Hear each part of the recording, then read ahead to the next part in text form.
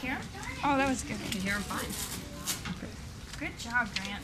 Okay. The unit project is the culmination of each portion of the 283 labs. In the field lab, the students have to pitch and come up with their own idea for a project that they will produce in the field.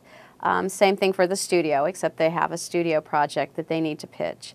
So it's their opportunity to put all of their skills into practice on a project of their own design. Whenever we were given the assignment for the final project, I thought to myself what I could do that I knew a lot about that would make a good project. And I work at School Age Care, and I see every day how cute the kids are and stuff, so I thought that that would make a really good project if we could make something for the parents to inform them about School Age Care and also just make a nice, entertaining video. A big part of the unit project is to teach the students how important the pre-production process really is, so we focus a lot on that.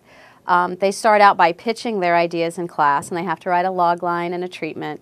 So they come to class and they pitch their project to the other members of the class, with the point being to try to get somebody else enthused about working on your project. It's called School Age Care. And what it is, it's for the Monroe County Community School Corporation.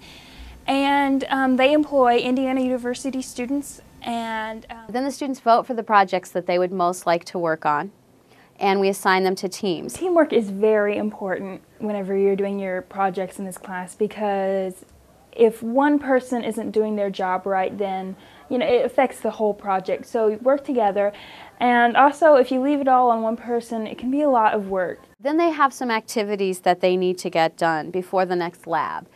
Those activities involve meeting with their team, creating a script, coming up with a production plan that has a schedule for shooting, demonstrates that they've considered where they need to get permissions and who they need to get permissions from. When we were assigned as a group together, the first thing we did was exchange some emails, work out a meeting, and we got together to brainstorm ideas for the production of this, like how we were going to do this, who was going to narrate it, what we wanted in it. Then the next week when they come to lab, they need to be prepared to meet with me as a team.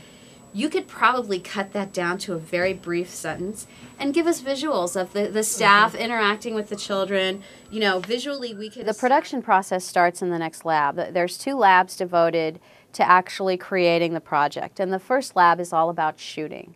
Because I was the director, I had to communicate to the cameraman and the microphone, just all the people in my group.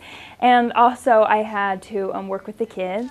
As audio technician, my jobs included handling the mics, making sure all the sound was there and clear. I had to be responsible for the camera equipment, to take a variety of shots so that you have all the shots you need. The next week in the lab is completely devoted to timeline editing. If they've looked at their footage ahead of time and created a footage log and they've captured their footage, then they're in good shape when they come into timeline edit. So they put their timeline together, they'll add their music and their graphics at that point, and by the end of that lab, they are expected to have their finished tape and their production book completed.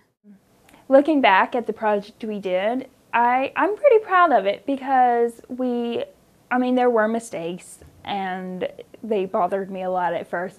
But then after seeing all the other videos, I realized that it was the first time we did this. It was a very good experience, and we all learned from the mistakes.